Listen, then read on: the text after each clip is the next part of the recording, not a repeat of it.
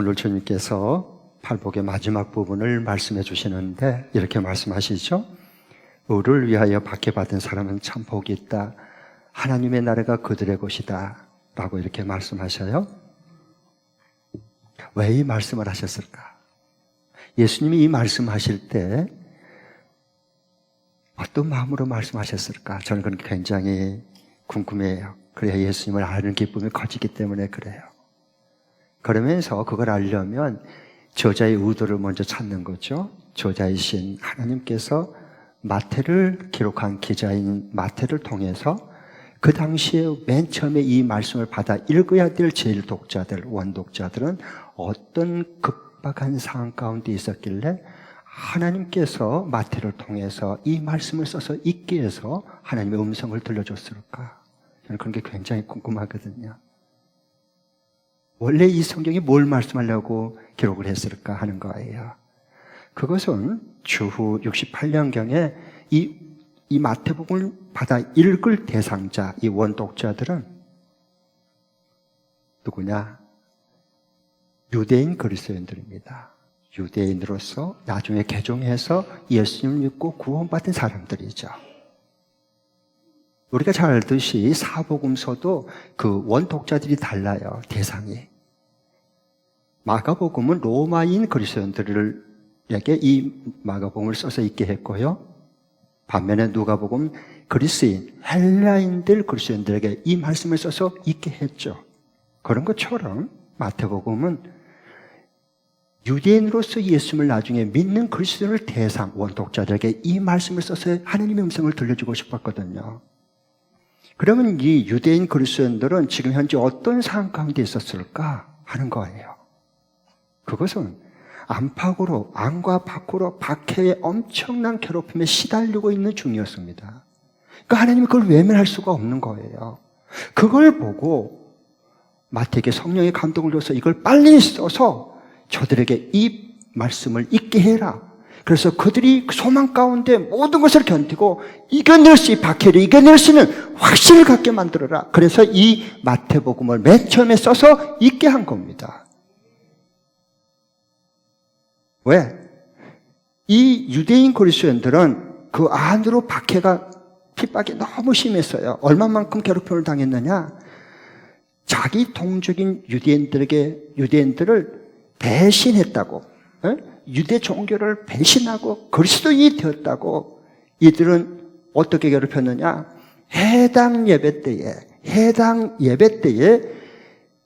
유대인 그리스도인들은 아예 참여하지 못하도록 금지령을 내렸습니다. 그리고 박해를 했어요. 뿐만 아니라 해당에 예배할 때 기도문에 그리스도인들, 유대인으로서 배신한 저 그리스도인들의 저주를 받을지어다 하면서 기도문 속에 추가해서 기도하게 했습니다. 그게 원독자들이에요. 그리고 밖으로는 어떤 박해가 있었느냐? 주후 64년경에 우리가 역사를 보면 알 수 있지만 로마 제국의 황제였던 미치광이 네로 황제가 불을 지르죠, 로마 시내. 그런데 로마 원로들이 그 추궁을 하자 위기에 몰리게 생겼습니다. 그러니까 희생양을 찾았는데 누구에게 뒤집어 씌웠습니까? 예수 믿는 그리스도인들에게 뒤집어 씌웠습니다. 저들이 불만을 품고 방화를 했다고, 시내에 불을 질렀다고. 여러분, 어느 시대나 방화법은요, 특별 가중죄로 그들을 처단시킵니다. 그렇게 뒤집어 썼어요. 그리스도인들이 불 지른 적 없거든요. 아무 잘못도 없거든요. 뒤집어 써서 합법적으로 그들을 잡아가고 고문시키고 죽이기도 했습니다. 이런 가운데 그때에 그렇게 유대인으로서 예수 믿는 사람들은 그렇게 고난과 핍박과 순교를 당하는 아픔을 겪었지만 그때 유대인들은 편안했습니다. 하나도 박해를 당하지 않습니다. 유대교를 믿는 사람들은. 그런데 그런 중에 다시 무서운 박해가 시작되고 다가오자 이 예수를 믿는 유대인 그리스도인들이 믿음이 뿌리채 흔들리기 시작했습니다. 전에처럼 또 유대인으로서 그리스도인이 됐다고 해서 잡혀가고 고문당하고 가정이 파괴되고 순교를 당하면 죽임당하면 어쩌나 하는 두려움이 다 있잖아요. 그러니까 이 다가오는 급박한 박해와 고난을 어떻게 해결할까 하는 차원에서 믿음이 약한 유대인 그리스도인들은 예수 믿는 믿음을 저버리고 다시 옛날 유대교로 돌아가려고 했습니다. 왜? 핍박이 너무 무섭고 힘드니까. 우리는 그렇지 않을 것 같습니까? 그래서 교회가 뒤숭숭하고 막 뿌리치 흔들리기 시작했어요. 그걸 보고 하나님께서 마태에게 성령의 감동을 줘서 너는 빨리 이 하나님의 말씀을 적어서 저 흔들리는 옛 유대교로 돌아가려고 하는 저들에게 빨리 이 말씀을 써서 읽게 해라. 그래서 예수님이 누구신가? 예수님 저버리고 가면 돌아가면 안 된다. 옛생활로, 옛 유대교로. 예수님은 너희들이 바로 추구한 메시아다. 그래서 태어날 때부터 유대인의 왕이 어디 계시냐? 우리가 경배하러 왔다. 유대인의 왕으로 예수님이 태어난 거야. 마지막 죽으실 때도 제패명이, 십자가의 명이 무엇이었습니까? 유대인의 왕 예수로 죽은 거야. 어디로 가려고 그래? 어디로 유대교로 돌아가려고 그래? 아니다. 이걸 잠시 환란을 견디면 너희들은 반드시 내가 이기게 할 거다. 그게 마태복음을 왜 제일 독자들에게 써서 읽게 했는지를, 그래서 마태복음이 기록되게 된 것입니다. 그러니까 저는 이제 말씀을 이렇게 보면서 굉장히 저는 말씀을 보면 궁금한 점이 많은데요. 그게 뭐냐면 두 가지예요. 하나는 그 큰 무서운 박해 속에서도 그 유대인 그리스도인들, 우리가 똑같이 예수 믿는다고 하는 사람들인데 그들은 왜 꺾이지 않았을까? 왜 꺾이지 않았을까? 왜 변질되지 않았을까? 하는 게 너무 궁금한 거예요. 두 번째 궁금한 것은 그들로 하여금 이 무서운 박해와 고난을 넘어설 수 있는 것이 있다면 그것은 과연 무엇일까? 무엇이? 그 무서운 생명의 죽음을 앞에 두고서도 그걸 넘어설 수 있고 극복할 수 있는 것이 있다면 그게 무엇이었을까 하는 게 저는 너무 궁금한 거예요. 왜? 내 삶이, 남은 삶이 너무 소중하기 때문에.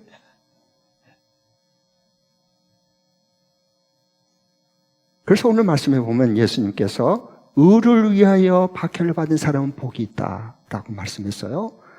그리고 11절에 보면 같이 한번 읽어볼까요? 11절. 이제는 의를 위하여가 아니라 좀 더 구체적으로 너희가 나 때문에, 예수님 때문에, 예수님이 의이시잖아요. 의를 이루셨잖아요. 나 때문에 이렇게 해요. 시작. 너희가 나 때문에 모욕을 당하고 박해를 받고 터무니없는 말로 온갖 비난을 받으면 복이 있다. 뒤집어 씌우잖아요. 네로 황제만 아니라 하나님의 자녀, 신실한 자녀들은 육체에 속한 마귀의 자식들이 언제나 괴롭히고 박해하게 돼 있어요. 성경을 봐보세요. 육체의 자식, 마귀 자식인 그 가인이 동생 잘못하는데 결국 때려 죽여버리잖아요. 그렇게 되게 돼 있어요. 이삭의 약속의 자녀를, 믿음의 자녀를 요 육체의 자녀 하갈의 여종으로 나온 요 종이 이스마엘을 계속 괴롭혀. 예? 그렇게 되게 돼 있어요. 이 땅에 유대인의 그 종교 지도를 악마에게 속한 자들이, 거짓 종교인들이 결국 의인이신 예수님을 결국 십자가에 못 박아 죽이는 거예요. 역사를 보세요, 역사를. 오늘날 마지막 때도 똑같은 거예요, 여러분.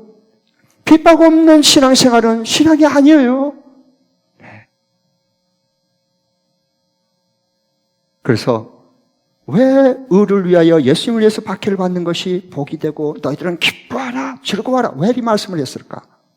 여러분 12절을 보십시오. 예수님께서 이와 같이 말씀하세요. 지금 박해 속에 있는데요. 시작. 너희는 기뻐하고 즐거워하여라. 하늘에서 받을 너희의 상이 크기 때문이다. 너희보다 먼저 온 예언자들도 이와 같이 박해를 받았다. 네. 여기서요, 너희는 기뻐하고 즐거워하라 그랬어요. 이 즐거워하라, 이 원어가요, 아갈리아어인데요. 아갈리아어는 뭐냐? 기뻐 날뛰다. 그리고 미친 듯이 환호하는 거예요, 환호한 거. 이렇게, 너희들이 만일 경우에 우리의 핍박을 받고 날 때문에 너희들이 박해를 받는다면 그냥 날뛰면서 즐거워해라. 하늘을 질러라 라고 말해요.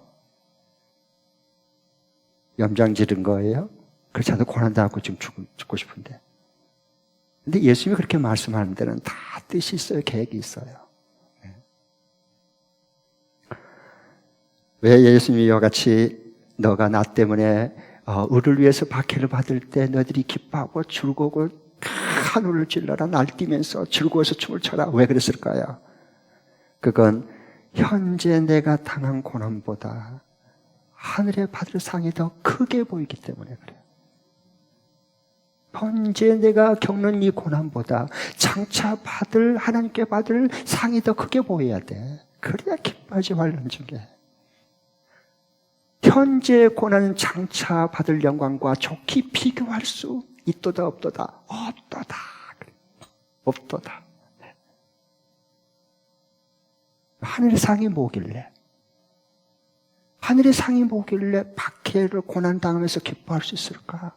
그것을 견뎌낼 뿐만 아니라 그 고난을 박해를 뛰어넘을 수 있는 것은 과연 무엇일까? 하늘의 상이. 저는 그런 게 굉장히 궁금한 거예요. 구약의 가장 위대한 지도자였던 모세도 결국 그 이집트의 모든 그 영광 자물보다 자기 백성과 함께 고난당한 것을 선택했다. 왜? 하늘의 상을 바라봤기 때문입니다. 할렐루야. 모세 구약의 가장 탁월한 지도자예요. 많이 배운 똑똑한 친구예요. 모세는 하나님을 직접 만난 사람이요. 신약에서 가장 위대한 사람 예수님 제외하고 사도 바울이요. 사도 바울도 빌립보서 3장에 보면 나는 부르심의 표대를 향해 하늘의 상을 받기 위해서 달려가고 있다. 하늘의 상이 보이는 거야. 내가 지금 현재 당한 고난보다도 하나님께 받을 상이 너무 크게 보이는 거야. 눈에 들어와야 돼.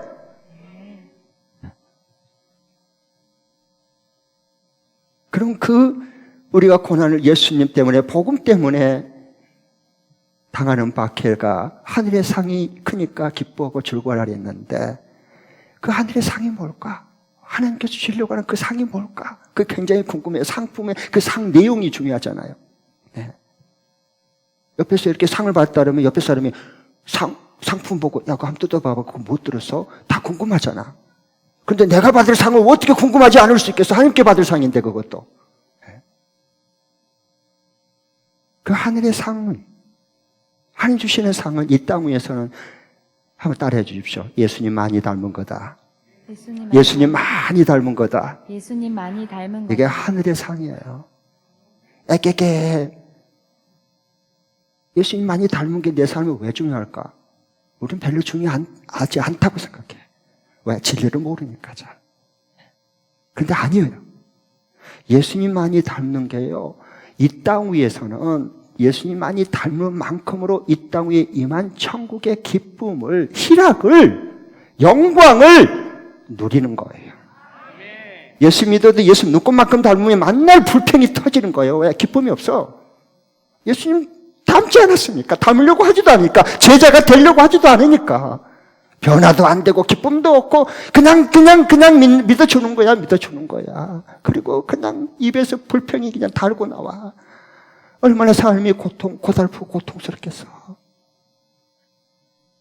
그런데 예수님을 많이 닮은 제자가 되면 똑같은 것을 겪어도 천국이 임한 기쁨과 평강과 그 은혜가 달라. 그게 하늘의 상이에요. 하나님 주시는. 그리고 이 땅 위에서뿐만 아니라 하나님 주시는 상은 영원한 천국에서는 어떤 상이 되느냐? 하늘의 상이, 하나님이 주신 상은 1000년 동안 왕노릇 해요. 한번 따라해 주세요. 1000년 동안. 1000년 동안. 몇 년 동안? 1000년 동안 왕노릇 합니다. 왕노릇. 진짜 그럴까요? 여러분, 왕 안 되어봤죠? 우리 왕 같은 제사장들이야. 할렐루야. 만왕의 왕이신 예수님의 왕과 같은 대리 통치자로 1000년 동안 통치하고 살 거예요. 아멘. 그게 하나님 주신 상이지. 금반지 새돈 황금 열쇠. 이건 아니야. 1000년 동안 왕노릇하는 거예요. 한번 우리가 보겠습니다. 요한계시록 20장 4절부터 한번 PPT 띄워주시죠. 정말 그러나 4절부터 6절 꼭 성경을 확인하고 성경대로 믿으시기 바랍니다. 그래야 건강하고 우리의 삶이 갈수록 행복해지고, 그리고 예수님 많이 닮아가게 되고 주님을 알아가는 기쁨이 너무 커지는 거예요. 믿음이 쑥쑥쑥쑥 자라. 그러면 자, 같이 한번 읽겠습니다. 시작. 내가 또 보좌들을 보니 그 위에 사람들이 앉아 있었는데 그들은 심판할 권세를 받은 사람들이었습니다. 또 나는 예수의 증언과 하나님의 말씀 때문에 목이 베인 사람들의 영혼을 보았습니다. 그들은 그 짐승이나 그 짐승 우상에게 절하지 않고 그들의 이마와 손에 그 짐승의 표를 받지 않은 사람들입니다. 그들은 살아나서 그리스도와 함께 1000년 동안 다스렸습니다. 그 나머지 죽은 사람들은 1000년이 끝날 때까지 살아나지 못하였습니다. 이것이 첫째 부활입니다. 이 첫째 부활에 참여하는 사람은 복이 있고 거룩합니다. 이 사람들에게는 둘째 사망이 아무런 세력도 부르지 못합니다. 이 사람들은 하나님과 그리스도의 제사장이 되어서 몇 년 동안? 1000년 동안 그와 함께 다스릴 겁니다. 예수님과 함께 다스리는 거요. 예수님의 대신 대리 통치자로서. 그래서 여러분, 이 말씀은요, 뭘 말씀하는 거예요? 똑같이 예수 믿는다고 똑같이 예수 믿는 거 아니에요. 마지막에는 성경은 그걸 구별해서 말씀해줘요. 나를 위해서 핍박을 받는 자, 나의 이름 때문에, 복음 때문에 생명을 살리기 위해서 복음 전하다가 목배임을 당해서 순교를 당하는 사람은 지금 그 말씀하신 거예요. 첫째 부활에 참여할 거다. 1000년 동안 그리스도와 함께 다스리며 왕노릇하면서 살 거다. 시장 되려고 전아우성이고 되면 춤을 추고 막 난리가 나고 그러는데 시장 몇 년 되면 그 뚝 떨어질 거. 1000년 동안 주님과 함께 그 주님 대신해서 10고을을 다스리고 5고을을 다스리고 이 주님과 함께 다스리는 이 1000년 왕국에 하늘의 상을 받는 자들이야. 누가? 영혼을 고난하고 제자 삼으란 주의 명령을 따라 의를 위해 핍박을 받고 예수님 때문에 박해를 받은 사람들. 그러니까 나 때문에, 의 때문에 이렇게 핍박을 받거든 기뻐하고 즐거워해라라고 주님 말씀하신 거예요. 네. 너희가 하늘의 상이 큽니다. 하늘의 상이야 이게요. 네. 그 다음에 또 다른 하나는 뭐냐, 하늘의 상이 크기 때문에 기뻐하고 즐거워하라 거예요. 박해를. 두 번째로는 나만 그 박해를 당한 거 아니야. 그 다음에 여러분 12장 하반절에 보면 뭐라 그래요? 너희보다 먼저, 너희가 지금 박해를 받는 너희보다 먼저 원독자들이 박해 속에 있는데 그 너희보다 먼저 온 예언자들도 이와 같이 박해를 다 받았단다. 그래. 이사야도 박해받고 하림나라 복음 전하다가 에레미야도 박해받고 다니엘도 사자굴 속에 떨어지고 들어가고 다 박해를 받았어. 여러분, 고난은요, 나 혼자 당하면요, 당하기 전에 까무러쳐서 죽습니다.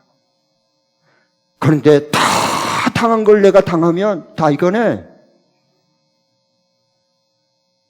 저 아내가 결혼해서 첫 아이를 임신을 했어요. 이제 출산, 남삼 하나 배가 불렸고, 이제 출산, 이제 그 시기가 더우니까 아내가 마음이 예민해지고, 불안해지고, 뭐, 듣는 말에 의하면은 전부 첫 애를 낳을 때 제일 힘든 건데, 남의 하늘이 노래가지고, 그러다가 죽은 사람도 있다더라, 이렇게 다 기억에 남고요. 불안하잖아, 두렵고, 무섭고. 그래서 내가 옆에 가서 손을 잡고 얘기를 해줬어요. 여보, 힘들지? 이제 곧 애가 태어날 텐데 한 가지 기억만 해. 당신만 이 고통 당한 게 아니고 이 지구상에 먼저 모든 어머니들이 다 이 고통을 당했는데 다 살았어. 근데 그 고통 당하고 나 죽을 때 그게 생각이 나서 많이 힘을 얻었대. 할렐루야. 예수님 지금 그 말씀하신 거예요. 너희들만 고통당하고 고난받고 박해받은 거 아니야. 성경을 봐라. 그 먼저 온 예언자들, 하느님의 사람들, 복음의 사람들, 말씀의 사람들 다 똑같이 박해를 당했다. 그리고 이겨냈다.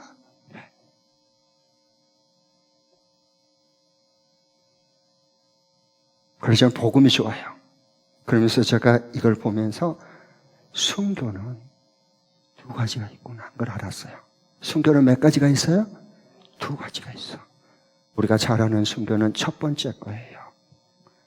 한 번에 단번에 순교당하는 거예요. 복음 전하다가. 스데반 집사님 같은 분. 스데반 집사님 같은 분 단번에 순교당했어요. 돌에 맞아서. 그러나 꼭 그것만 순교가 있는 건 아니에요. 우리가 잘 모르는 순교가 있어요. 그건 두 번째 순교인데 그것은 매일매일 살아가면서 복음 전하다가 주의 말씀 순종하다가 매일 살아가면서 당하는 순종이 있어. 사도 바울은 이 두 가지 순교를 다 당했어. 왜? 사도 바울은 복음을 전한 사람이에요. 나는 날마다 죽노라. 날마다 죽어. 이게 두 번째 순교야. 그리고 마지막에 로마 옥중에서 순교를 당했어. 이게 첫 번째 순교야. 그러면서 복음은 로마에서 저 유럽으로 태평양을 건너 대한민국까지 아시아까지 계속 복음이 확 퍼지겠어요.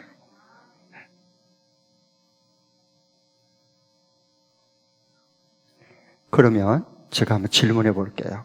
오늘 여기 마태복음 5장 10절부터 12절에 나오는 이 의를 위해서 박해받은 자 복이 있다. 그 다음에 나 때문에 모욕을 당하는 자 복이 있다. 기뻐하고 즐거워해라. 하늘의 상이 크다. 예선자들도 다 너와 같이 이 핍박 다 당했다. 너만 당한 거 아니야. 라고 위로해 주시고 격려해 주시는데 여기에 나오는 이 말씀은 첫 번째 순교일까요? 두 번째 순교일까요? 조금 상상력이 필요해. 멍하면 말씀 듣는데 멍하면 멍멍이가 되는 거야. 멍해. 예배 끝나고도 꼭 귀를 쫑긋 세우고 경청해야 하나님 말씀이 들려야 돼. 영이 깨어나고 살아나는 겁니다. 아멘. 살리는 자가 되는 거예요. 왜? 말씀이 내 속에 영광의 빛이 진리의 빛이 임했기 때문에 그래. 네. 자, 그러면 질문을 제가 다시 이 말씀 5장의 말씀은 첫 번째 순교일까요? 두 번째 순교일까요? 두 번째? 왜 두 번째? 왜 첫 번째가 아니고 두 번째 순교일까요? 아, 감으로 때려잡았구나. 눈치 구단이야, 오래 믿는 사람들은. 믿음은 별로 없는데 눈치가 빨라. 그래도 그거라도 하면 살아남을 수는 있어요. 잘했어요. 너무 고마워 여러분 화답해 줘서요. 두 번째 맞습니다. 왜 그럴까요? 근거를 대보세요. 증거를 대보세요. 증거를 보고 우리는 믿어야 돼요. 아무렇게나 무대표로 믿고 싶은 대로 믿으면 안 돼요. 거기에 사이비가 나고 신비주의가 나고 이단이 나오는 거예요.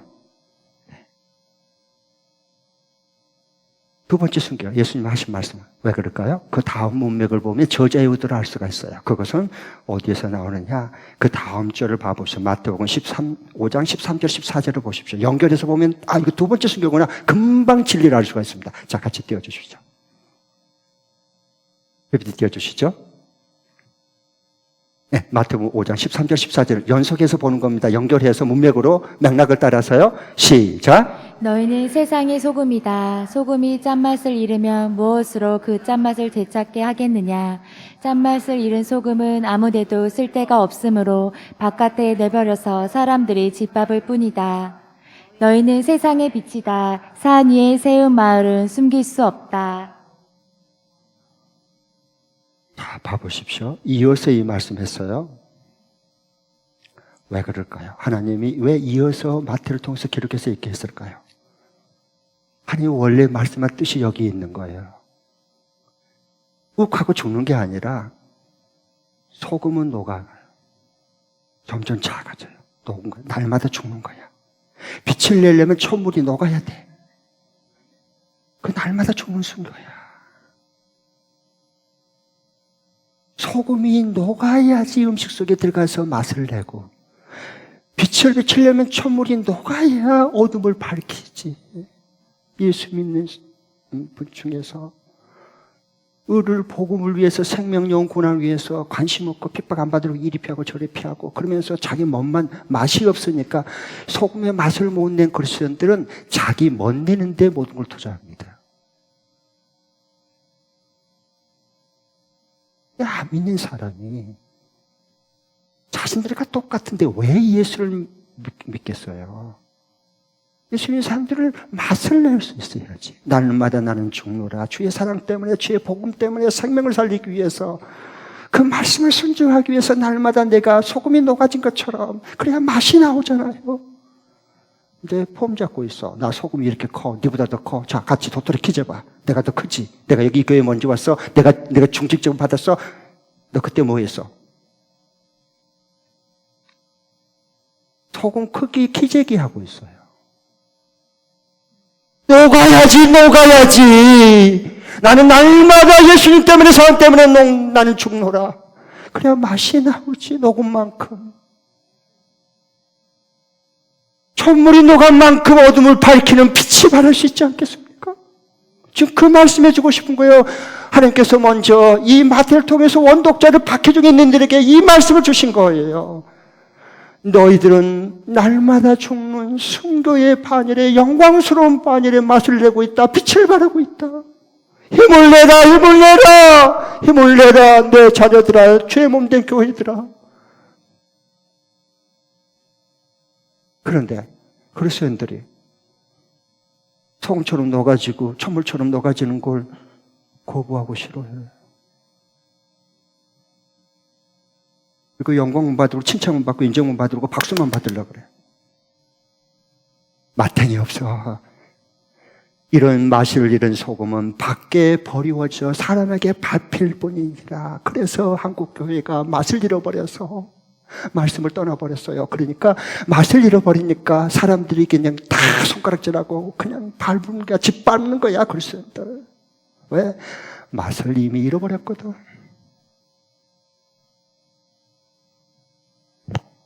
혹시 그런 게 아닐까요? 그런 게 혹시 아닐까요? 마음이 안타깝잖아. 그럼 어떻게 하면 돼요? 하나님 말씀으로 지금부터 돌아오면 돼요. 그럼 하나님이 다 회복시켜 주셔요. 네. 말씀으로 돌아오세요. 네. 오늘은 추수감사절이에요. 추수감사절의 유래와 그 정신도 여러분 딱 두 가지예요. 쉽게 얘기하면요. 이제 우리 교회는 11월 넷째 주일을 하지 않고, 왜냐하면 너무 지나고 추수가 다 지나버리니까 썰렁해요. 그래서 이제 추수기인 10월 첫째 주일날 우리는 앞당겨서 같이 이렇게 추수감사주를 드리고 있어요. 이 추수감사절의 유래와 그 정신은 뭐냐? 첫 번째로는 1620년에 그 102명이 탄 배가 메이플라워예요. 그걸 타고 영국 국교의 그 박해 때문에 청교도들이 신앙을 지키기 위해서 그 박해 무서운 박해 때문에 그 망망대해 대서양에 그 작은 그 메이플라워 거기다가 102명이 작은 배에다가 타고 자기 목숨을 걸었어. 신앙의 자유를 찾기 위해서.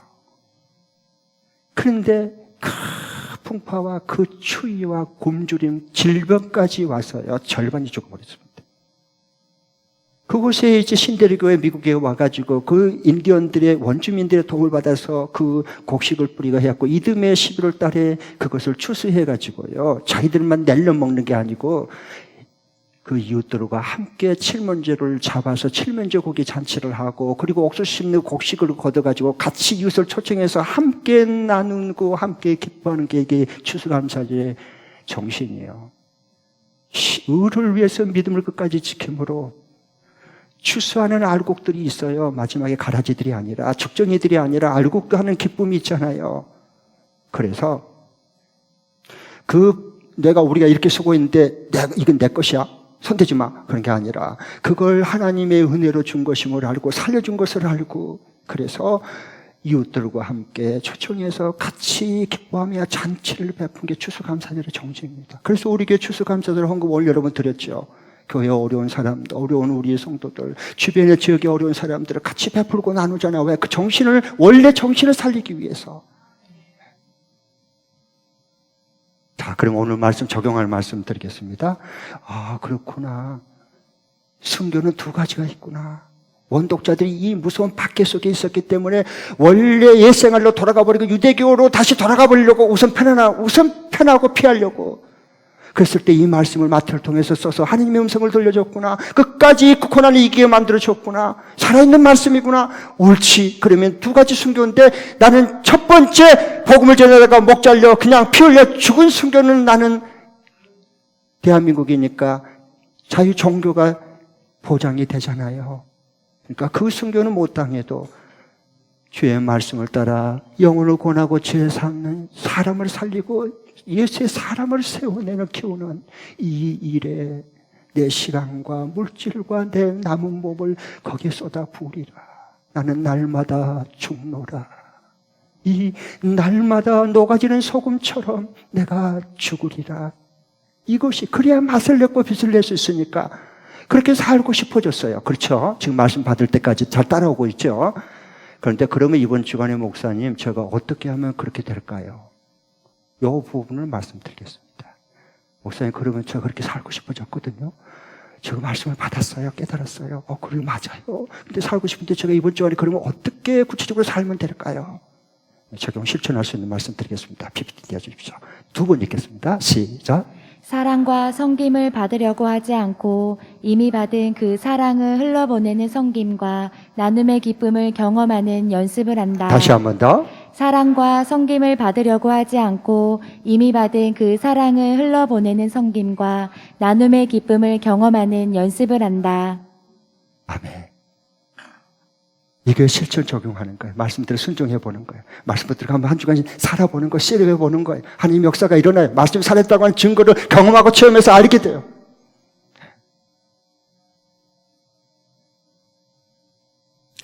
우리 열린문교회는 하나님이 처음부터 특별하게 세웠어요. 저는 하나님의 어디 주시하는가, 저는 하나님의 시선을 굉장히 주목해요. 어디를 보는가, 누구를 보는가, 누구와 함께 일하기를 원하는가. 저는 그래서 그것 보고 그 사람한테 제가 하나님께서 원하시는데 같이 일에 동역하겠느냐, 오케이 하면 다 힘을 실어주는 거예요, 저는. 열린문교회는요, 교회들을 세우는 교회입니다. 그 증거가 무엇입니까? 봄에는 목회자 세미나, 선교사님들, 목회자분들, 그 교회 리더들, 그 다음에 이 가을에는 평신도 세미나, 어린이 사역자 세미나. 그래서 우리가 섬겨요. 교회를 세우는 교회가 우리 열린문교회예요, 여러분. 하나님이 그렇게까지 20년 넘게 써주셨어요. 그걸 현장에서 여러분 눈으로 보잖아요. 목격하잖아요. 그렇게까지는 되기까지는 그냥은 안 돼요. 하늘 떨어진 거 아니에요. 땅에서 쑥 솟아온 것도 아니에요. 목자 목련님들의, 그리고 주방팀에서, 간식팀에서, 그리고 세겹절 기도회 때 나는 즉각 순교는 못해도 소금처럼 녹아지는 한 생명을 구원하기 위해, 한 교회를 세우기 위해, 성령적인 교회를 세우기 위해, 한 사람을 제자로 만들기 위해 내가 녹아지는 소금이 되리라. 날마다 죽는 순교자의 반열의 길을 걷는 사람들이 우리 교회에 있기 때문에 이렇게 가능한 거예요. 여러분의 수고는 하늘의 상으로 연결됩니다. 결코 헛된 수고가 아닙니다. 그래서 한국교회가 이렇게 많은 가정교회가 다 제주도까지 확산됐잖아요. 선교지까지 다 뻗어나가잖아요. 그 천사도 흠모할 불호할 일을 저와 여러분에게 맡겨준 거예요. 그래서 하나님은요, 우리가 예수님 때문에, 나 때문에 그랬잖아요. 의를 위해서 정말 영혼을 구원해 제3의 주님의 지상명령을 붙들고 거기에 충성하기 위해서 섬기고 희생하고 그리고 헌신한 사람들은 부메랑으로 다시 반드시 하늘의 상으로 하나님 갚아주십니다. 자, 보십시오. 한번 보겠습니다. 마태복음 10장 40절부터 42절. 다 같이 읽겠습니다. 시작. 너희들 맞아들이는 사람은 나를 맞아들인 것이요 나를 맞아들이는 사람은 나를 보내신 분을 맞아들이는 것이다. 예언자를 예언자로 맞아들이는 사람은 예언자가 받을 상을 받을 것이요 의인을 의인이라고 해서 맞아들이는 사람은 의인이 받을 상을 받을 것이다. 내가 진정으로 너희에게 말한다. 이 작은 사람들 가운데 하나에게 내 제자라고 해서 냉수 한 그릇이라도 주는 사람은 절대로 자기가 받을 상을 잃지 않을 것이다. 여러분, 냉수한 것이 아니라 우리는 세미나의 제자 될 사람들, 예수님의 제자를 한 보내주셨기 때문에 그걸 세우기 위해서 냉수한 그릇 드린 게 아니에요. 그때마다 간식들이지, 맛있는 음식들이지. 근데 우리의 하늘상이 얼마나 크겠어요. 할렐루야! 2명씩 집으로 보내서 같이 그들을 섬겼잖아요. 예수님 때문에, 하나님의 말씀 때문에, 주님의 소원 때문에 어찌 상이 없겠어요? 2명씩 섬기는 분하고 섬기지 못한 분하고 어떻게 똑같을 수 있겠어요? 그러면 우리는 못 섬겼는데 큰일 났다. 괜찮아요. 내년에 섬길 수 있도록 목장 식구들과 깨어서 기도해요. 순종해요. 하나님 섬기는 기쁨 속에 반열에 세워줄 거예요. 그런 꿈을 꿔야지. 그런 소망을 갖고 확신을 가지고 선포해야죠. 할렐루야. 아멘. 그냥 목장이 살아나지. 하나님 살려주고 일어나죠.